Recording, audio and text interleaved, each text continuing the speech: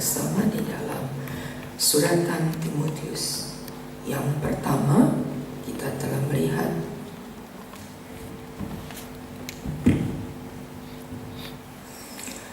tulisan Paulus kepada Timotius adalah merupakan kalimat-kalimat kasih seorang bapa terhadap anaknya. Kalau kita lihat, merupakan bagian pertama dari ajaran-ajaran Paulus kepada Timotius yang dikenal oleh Paulus, merupakan anak seorang ibu janda yang dengan kasih mengikut belajar menjadi orang-orang yang belajar dalam tugas.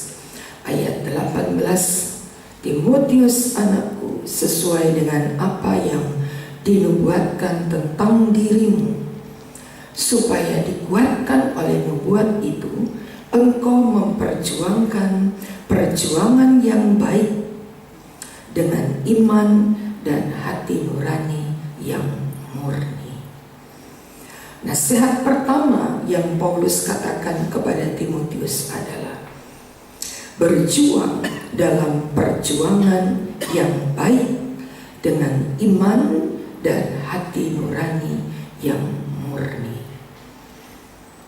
Untuk menjadi seorang Timotius yang belajar menjadi pelayan, belajar menjadi orang yang ada di belakang Paulus.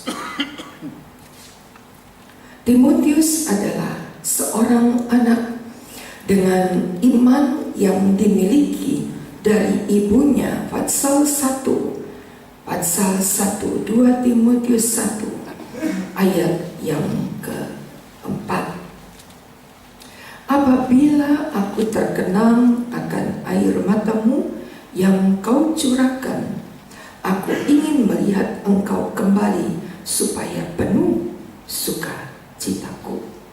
Sebab aku teringat akan imanmu yang tulus ikhlas, yaitu iman yang pertama-tama hidup dalam nenekmu Lois dan di dalam ibumu Ainike, yang aku yakin hidup juga di dalam dirimu.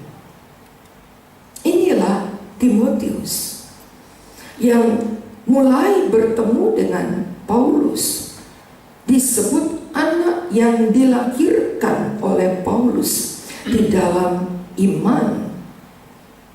Sapaan Paulus kepada Timotius, anakku yang kekasih. Begitu yang kita baca di pasal yang pertama, 2 Timotius 1 ayat 2. 1 Timotius 1 ayat 2. Anakku yang sah di dalam iman. Mulai lahir sebagai anak iman karena Timotius memiliki iman yang pertama-tama hidup dalam nenekmu Lois, lalu ditemukan ada di dalam ibumu Ainike, yang aku yakin juga hidup di dalam dirimu. Tidak tiba-tiba menjadi anak Paulus karena tidak mempunyai jalur, tidak ada garis keturunan. Ayah Timotius adalah seorang Yahudi. Dia bukan orang-orang yang kenal akan Yesus. Sebab itu namanya tidak pernah dituliskan. Neneknya dituliskan, ibunya dituliskan, ayahnya tidak dituliskan. Karena ayah Timotius bukan seiman. Tetapi tidak menjadi pengaruh bagi Timotius untuk tidak dengan sungguh-sungguh memperjuangkan perjuangan yang baik dengan iman dan hati nurani yang murni. Tetapi Timotius dengan berjuang dalam pasal yang pertama Kalau kita naik di ayat 1 Timotius 1, kalau kita naik di ayat yang ke-15, perkataan ini benar dan patut diterima.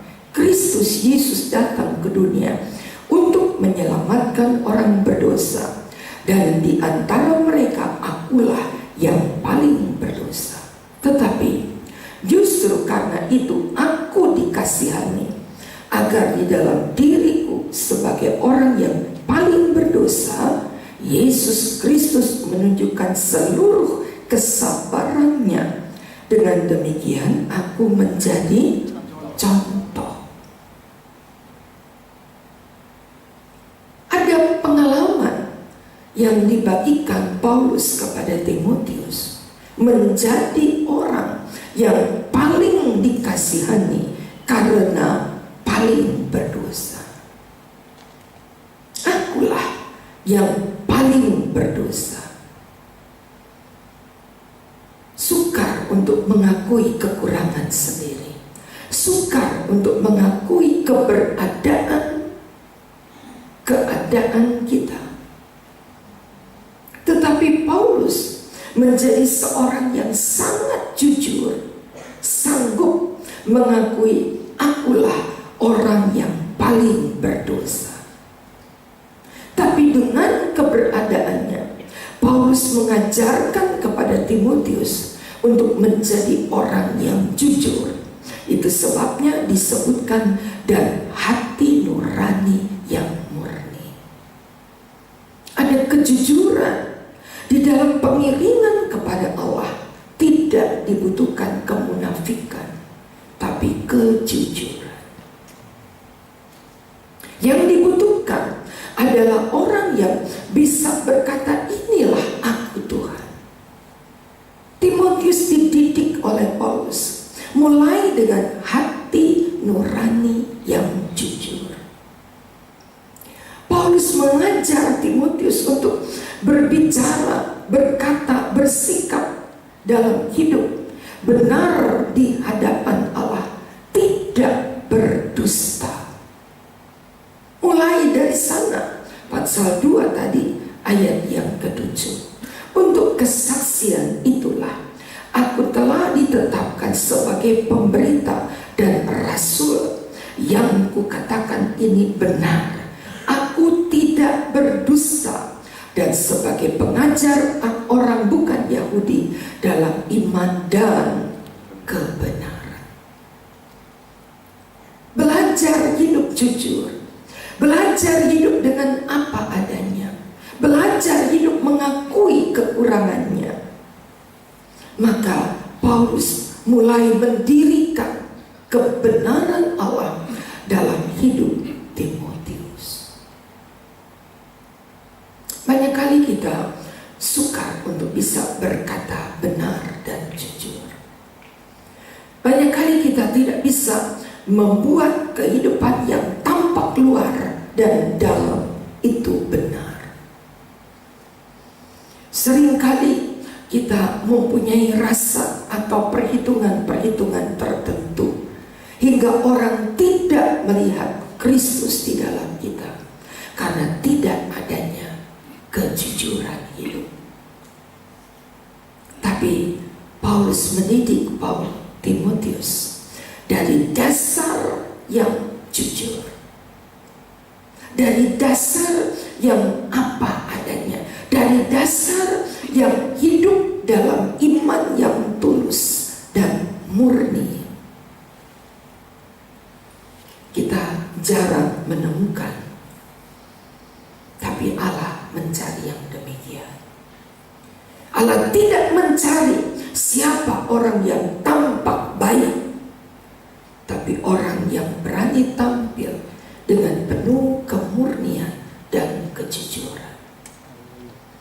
Di dalam Yohanes pasal 4, ayat yang sangat sering kita dengarkan, bahkan sudah kita hafalkan, kita bisa kembali mengingat kalimat itu dalam Yohanes pasal yang keempat. Sebab sekaranglah sudah waktunya penyembah-penyembah benar akan menyembah Bapa dalam roh dan kebenaran.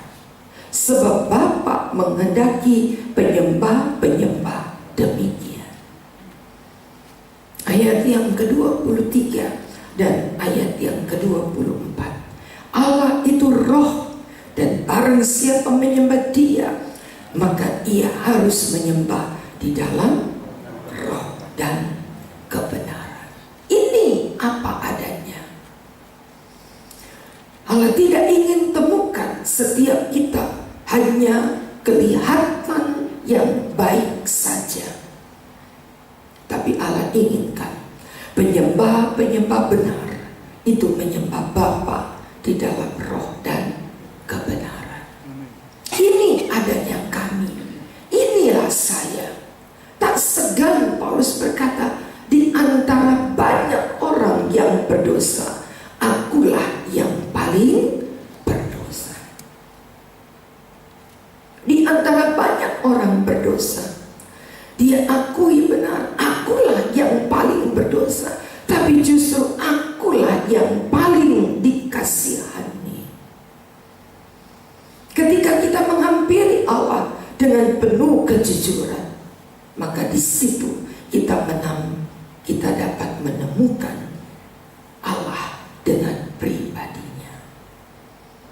Bagi orang yang jujur, bagi orang yang benar, bagi orang yang lurus, kata Mazmur 18, Allah berlaku jujur juga.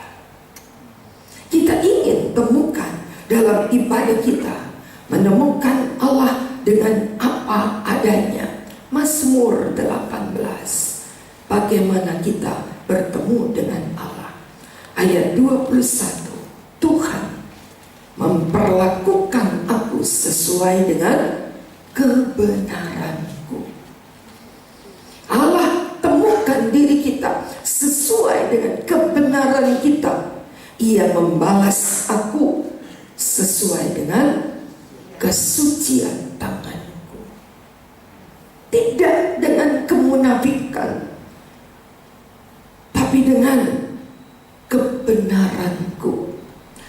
Sebab hukumnya, ayat 23, ku perhatikan, ketetapannya tidak jauh daripadaku. Aku berlaku tidak bercela dan menjaga diri terhadap kesalahan.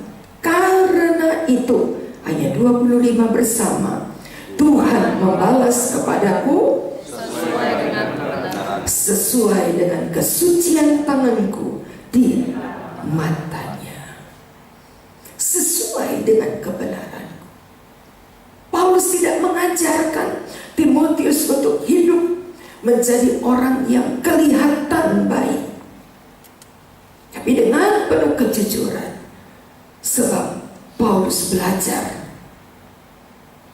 aku berlaku tidak bercela di hadapannya. Aku tidak berlaku tidak bercela. Dia mau berjalan dengan benar, dia mau berlaku dengan benar, dia mau berbuat, dia bangun Timotius dalam kebenaran Allah.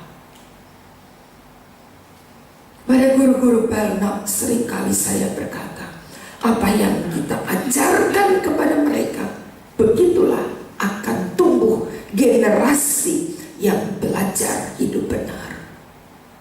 Akan tumbuh satu generasi, anak-anak akan bertumbuh seperti guru mengajar. Begitulah anak-anak akan tampak kemudian. Ketika kita menjadi orang tua, bagaimana kita mendidik anak-anak di rumah, begitulah mereka terbangun dengan didikan seperti itu. Kita nggak pernah bisa mempersalahkan mereka. Kita nggak pernah bisa berkata jangan begini, jangan begitu. Sebab dengan apa kita bangunkan mereka, begitulah mereka akan terbangun nanti. Paulus mendidik Timotius dengan ajaran-ajaran yang benar. Dimulai dengan dasar kebenaran, dimulai dengan basic kebenaran. Paulus tidak berkata, aku orang baik. rasul yang terbesar, aku penginjil yang berhasil. Tidak. Tapi Paulus mulai dengan, aku orang yang paling berdosa. Tetapi justru karena aku yang paling berdosa, Allah menunjukkan kasih-Nya yang luar biasa. Karena aku orang yang paling berdosa, Allah justru menampakkan, menunjukkan, memperhitungkan Paulus menjadi orang yang pantas dikasihani. Kalau di dalam Korintus, Paulus memberikan nasihat kepada jemaat Korintus. Coba kita lihat sebentar di dalam suratan Korintus yang kedua. Korintus yang kedua.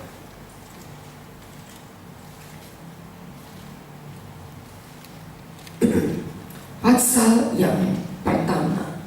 Korintus yang kedua, pasal yang pertama, ayat 21. Sebab Dia yang telah meneguhkan kami bersama dengan kamu di dalam Kristus adalah Allah yang telah mengurapi, memeteraikan tanda miliknya atas kita, dan yang memberikan Roh Kudus di dalam hati kita sebagai jaminan dari semua yang telah disediakan untuk kita. Aku memanggil Allah sebagai saksiku. Ia mengenal aku, bahwa sebabnya aku tidak datang ke Korintus untuk menyayangkan kamu. Tapi Allah yang mengenal aku telah menjadikan aku sebagai miliknya. Dikenal. Kata kenal bukan cuma kenal siapa namanya, kenal pribadi Paulus. Suratan Roma juga berkata demikian. Pasal 9, suratan Roma pasal 9 ayat 22. Jadi untuk menunjukkan murkanya, menyatakan kuasanya, Allah menaruh kesabaran yang besar terhadap benda-benda murkanya yang telah disiapkan untuk kebinasaan, justru untuk menyatakan kekayaan kemuliaannya atas benda-benda belas kasihan. Paulus yang tadi berkata, aku orang yang paling berdosa. Korintus yang berkata, Allah mengenal aku. Roma berkata, aku benda-benda belas kasihannya. Itu kejujuran Paulus. Itu kebenaran mutlak yang diungkapkan, bukan menepuk dada dan merasa baik dan benar, tetapi mempunyai kebenaran yang diterima karena belas kasihan Allah. Bersyukur untuk belas kasihan yang ditunjukkan menjadi bagian yang istimewa dari Allah. Belas kasihan milik Allah, benda-benda belas kasihan. Dipungut, kata Amos, dari kobaran kebakaran, api yang membakar. Aku dipungut seperti puntung yang hampir habis. Diselamatkan dari onggokan kebakaran, diangkat. Tidak ada yang bisa diselamatkan di proyek Senen minggu yang lalu dalam kebakaran. Orang hanya terbengong melihat semua habis terbakar. Ketika api padam, orang coba mencari, barangkali masih ada yang tersisa. Sudah jelas habis terbakar. 3.100 kios. habis terbakar.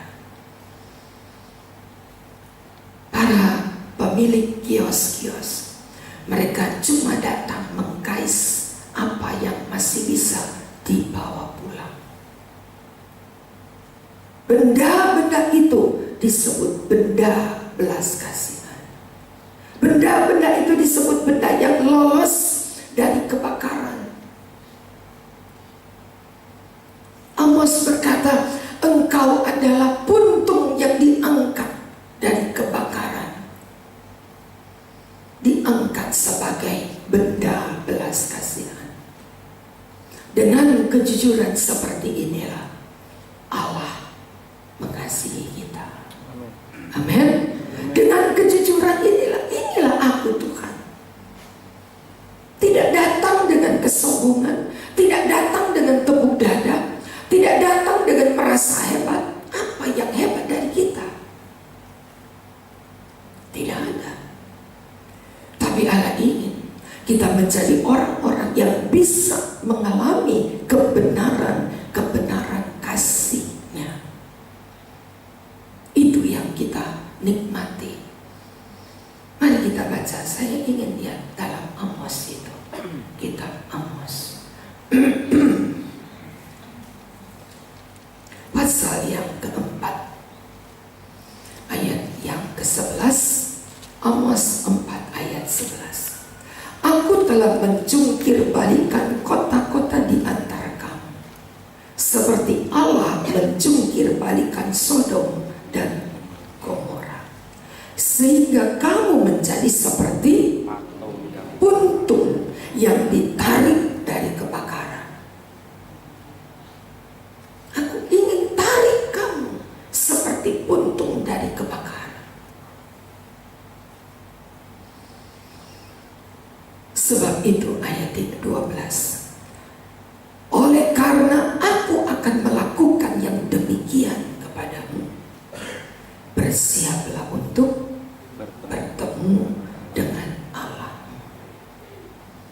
Sebab aku akan memperlakukan engkau sebagai benda belas kasihan. Ayat yang ke-12. Maka bersiaplah bertemu dengan Allah. Kita cuma benda belas kasihan. Kita cuma benda kemurahan. Kita cuma puntung yang diangkat dengan belas kasihan Allah. Maka bersiaplah untuk bertemu dengan Allah. Kita akan menghampiri Allah dalam ibadah raya besok. Siapkan diri kita. Benda-benda belas kasihan ini boleh berhadapan dengan Dia yang angkat kita dari kebakaran, yang menyelamatkan kita, yang menjadikan kita benda belas kasihan. Aku yang paling berdosa mendapatkan belas kasihan yang terbesar. Kita akan menghadap Allah, kita akan menghampiri Tuhan, kita akan beribadah kepadanya, bukan dengan sombong masuk beribadah, tapi dengan hati yang penuh ucapan syukur. Aku dapat menemukan kasih karunia Allah. Aku boleh datang menghampiri Allah dengan belas kasihan Allah. Aku boleh berdiri melayani di belakang mimbar dengan belas kasihan Allah. Aku boleh ada di bagian pelayanan apapun yang Tuhan percayakan karena belas kasihan Allah. Kalau sikap ini ada, maka kita akan temukan kasih karunia Allah di seluruh ibadah kita. Karena kitalah orang yang hidup dalam belas kasihan Allah. Mari kita berdiri.